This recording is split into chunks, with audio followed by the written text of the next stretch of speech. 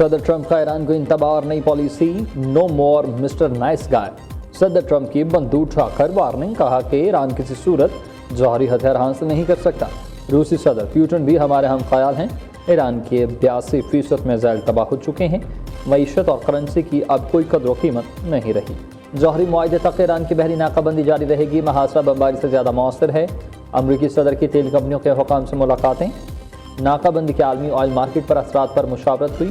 ایران سے پہلے یوکرین میں اپنی جنگ ختم کریں، صدر ٹرمپ کا پوٹن کو مشورہ۔ پوٹن کی جانب سے وکٹری ڈے پر یوکرین میں محدود جنگ بندی کا امکان۔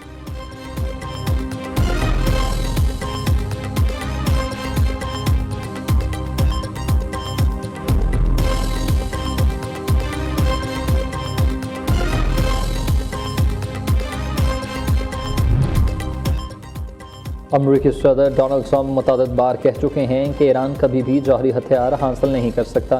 وہ امریکہ کو محفوظ بنانے کی پالیسی پر گامزن ہیں۔ ٹرمپ واحد امریکی صدر ہے جنہوں نے امریکی مفادات کے تحفظ کے لیے اقدامات کیے ہیں۔ ہمیں بڑے چیلنجز اور دشمن کا سامنا ہے۔ ٹرمپ انتظامیہ نے دفاعی بجٹ $1.5 کھرب تک بڑھانے کی تجویز دے دی ہے۔ امریکی وزیر جنگ پیٹ ہیگسٹ کی آرمڈ سروسز کو کمیٹی بریفنگ۔ پیٹ ہیگسٹ نے ڈیموکریٹس اور مخالف ریپبلکنز کو دشمن قرار دے دیا۔ امریکی افواج کے سربراہ جنرل ڈین کے نے کہا کہ امریکی افواج نے ہر لمحے دشمن پر برتری حاصل کی۔ جنگ کے دوران اہداف کامیابی سے حاصل کیے، اپنی افواج کو جدید بنانے کی ضرورت ہے۔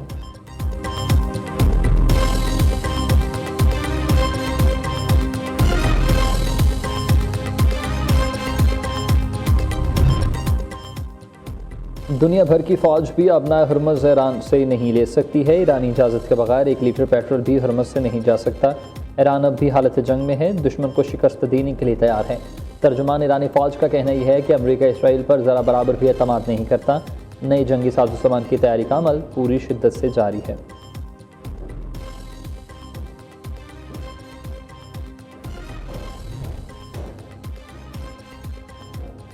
امریکی سینٹ کام کا ایران پر مختصر اور طاقتور حملوں کا منصوبہ تیار، بنیادی ڈھانچے کو نشانہ بنانے کی دھمکی۔ امریکی نیوز ویب سائٹ کے مطابق ان ممکنہ حملوں کا بنیادی مقصد ایران کے اہم بنیادی ڈھانچے کو نشانہ بنانا ہے، جس کے ذریعے تہران پر دباؤ بڑھایا جائے گا تاکہ وہ دوبارہ مذاکرات کی میز پر آ سکے اور جوہری اور علاقائی معاملات میں زیادہ لچک کا مظاہرہ کر سکے۔ رپورٹ میں مزید یہ کہا گیا ہے کہ ان فوجی کارروائیوں کا ڈیزائن اس طرح تیار رکھا گیا ہے کہ ایران کی عسکری اور معاشی بنیادوں کو کمزور کر کے اسے ایک ایسے نئے معاہدے پر مجبور کیا جائے جو واشنگٹن کے مفادات کے عین مطابق ہو۔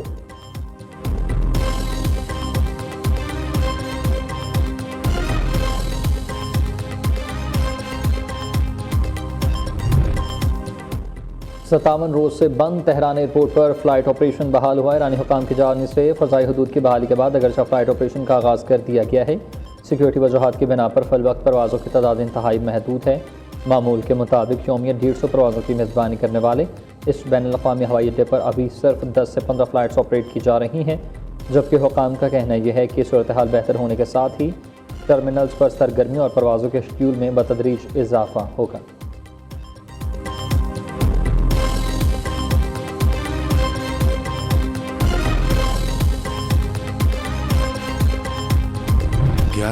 اپریل کی رات ایران اور امریکہ کے درمیان جو پاکستان نے اللہ تعالیٰ کے فضل و کرم سے جو بات چیت کا جو سلسلہ یہاں پر ہوا وہ 21 گھنٹے چلا۔ It was a marathon session. بے پناہ کاوشیں کی گئیں پاکستان کی طرف سے تاکہ خطے میں امن قائم ہو۔ فیلڈ مارشل صاحب نے ہمت نہیں ہاری اور دن رات اس کے اوپر کوششیں ہوتی رہیں۔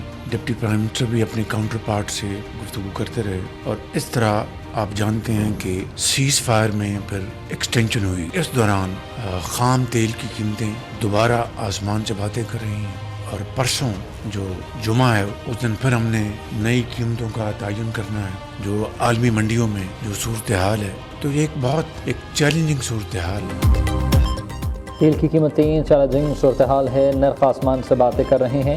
جمعے کو پیٹرولیم مصنوعات کی قیمتوں کا دوبارہ تعین کریں گے۔ جنگ سے پہلے ایک ہفتے کا پیٹرولیم بل 30 ارب اب 80 کروڑ ڈالر تک پہنچ گیا۔ مشرق وسطی جنگ نے ہماری 2 سال کی اجتماعی کاوشوں کو نقصان پہنچایا ہے۔ جنگ کی وجہ سے ہمارا معاشی ترقی کا سفر رک گیا ہے۔ مسائل پہاڑ بن کر سامنے کھڑے ہیں لیکن مشکل وقت سے سرخرو ہو کر نکلیں گے۔ وزیر اعظم شہباز شریف کا وفاقی کابینہ کے اجلاس سے خطاب۔ کہا پاکستان کی کوششوں سے ایران امریکہ جنگ بندی برقرار ہے، خطے میں قیام امن کے لیے بھرپور کوششیں جاری ہیں۔ 11 اپریل کو ایران اور امریکہ کے درمیان بات چیت کا سلسلہ 21 گھنٹے تک چلا۔ فیلڈ مارشل سعداد سے منیر نائب وزیر اعظم اسحاق ڈار نے امن کے لیے انتھ تک محنت کی۔ ایرانی وزیر خارجہ نے بتایا وہ قیادت سے رابطہ کر کے آگاہ کریں گے۔ پاکستان نے UAE کے لیے قرضوں کو واپس کر دیا۔ معیشت کی بہتری کے لیے اب دن رات کوششیں جاری ہیں۔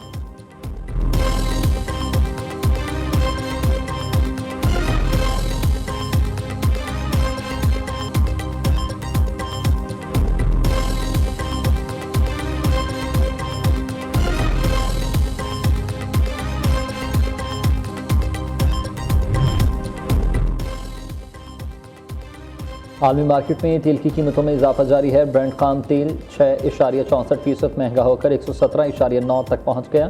امریکی WI کریوڈ آئل 6.10% مہنگا $106.4 فی بیرل تک پہنچا۔ UAE کی OPEC چھوڑنے سے وقتی طور پر قیمتوں میں کمی کی توقع۔ اب نئے ہرمز کی بندش اور ایران جنگ سے پیدا ہونے والی غیر یقینی صورتحال نے اس اثر کو زائل کر دیا۔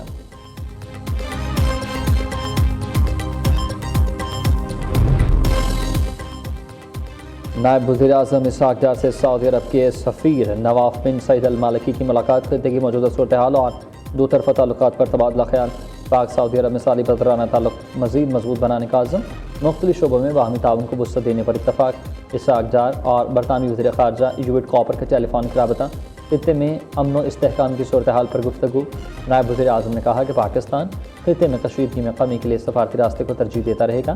ایوٹ کاپر کا کہنا ہے کہ تمام فریقین مذاکرات اور سفارتکاری کے فروغ کے لیے پرعزم ہیں۔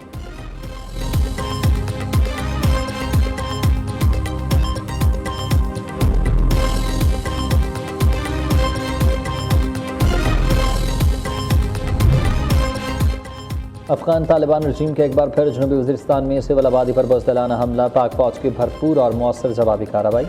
سرحد پار عسکری اہداف کو نشانہ بنایا۔ بزدل افغان طالبان اہلکار پوسٹیں چھوڑ کر بھاگ نکلے۔ سیکیورٹی ذرائع کے مطابق بزدل افغان طالبان رجیم نے انگور اڈہ سے ملحقہ سرحدی علاقوں پر پاکستانی شہری آبادی پر گولہ باری کی۔ حملے میں متعدد بچے اور ایک خاتون زخمی ہوئی۔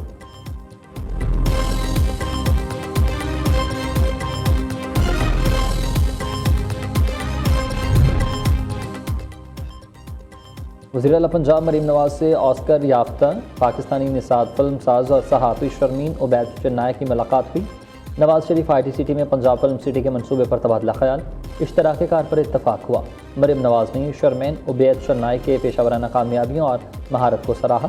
وہیں دوسری جانب پنجاب اسمبلی میں فلم سٹی اتھارٹی بل 2026 کثرت رائے سے منظور۔ سینئر صوبائی وزیر مریم اورنگزیب نے بل ایوان میں پیش کیا۔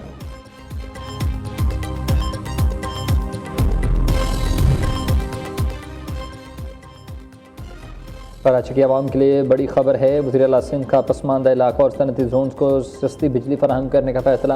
حد فیس سبسڈی پروگرام کے لیے کمیٹی قائم کر دی۔ محکمہ توانائی اور الیکٹرک کو ٹارگیٹڈ سبسڈی پروگرام پر مشترکہ اسٹڈی کی ہدایت۔ مراد علی شاہ کا پسماندہ علاقوں میں طویل لوڈ شیڈنگ پر تشویش کا اظہار۔ غریبی علاقوں میں لوڈ شیڈنگ ختم کرنے کے لیے فوری اور پائیدار حل نکالنے کا حکم دیا گیا۔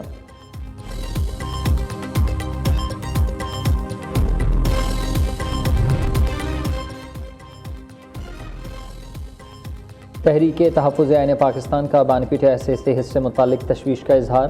عدالتی احکامات کے باوجود بانی چیئرمین سے ملاقات نہ کرانے کا شکوہ۔ سلمان اکرم راجہ کی چیف جسٹس پاکستان سے بانی کے کیسز جلد سماعت کے لیے مقرر کرنے کی اپیل۔ سابق اسپیکر قومی اسمبلی اسد قیصر نے کہا کہ موجودہ دور میں کسان اور مزدور شدید مشکلات کا شکار ہیں۔ سابق گورنر سندھ محمد زبیر نے حکومت کی معاشی کارکردگی پر سوال اٹھا دیے۔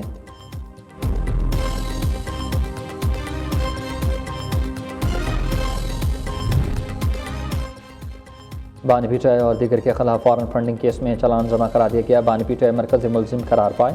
بینکنگ کورٹ آج سماعت کرے گی۔ 190 ملین پاؤنڈ کیس میں بانی اور بشرا بی بی کے سزا معطلی کی درخواست بھی سماعت کے لیے مقرر۔ چیف جسٹس اسلام آباد ہائی کورٹ سرفراز ڈوگر اور جسٹس محمد آصف سماعت کریں گے۔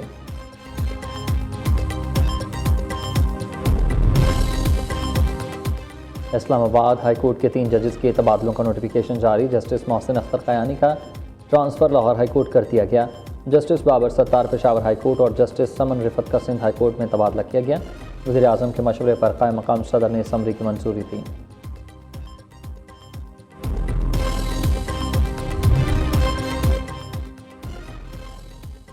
بحریہ ٹاؤن سکینڈل میں ملک ریاض اور ان کے بیٹے علی ریاض کے ریڈ وارنٹ جاری۔ نیب نے ملک ریاض کی واپسی کے لیے دبئی حکام سے رابطہ کیا۔ Chairman lieutenant general retired Nazir Ahmed نے کہا کہ ملک ریاض کے خلاف 900 ارب سے زائد کے کیسز کی تحقیقات مکمل ہو چکی ہیں۔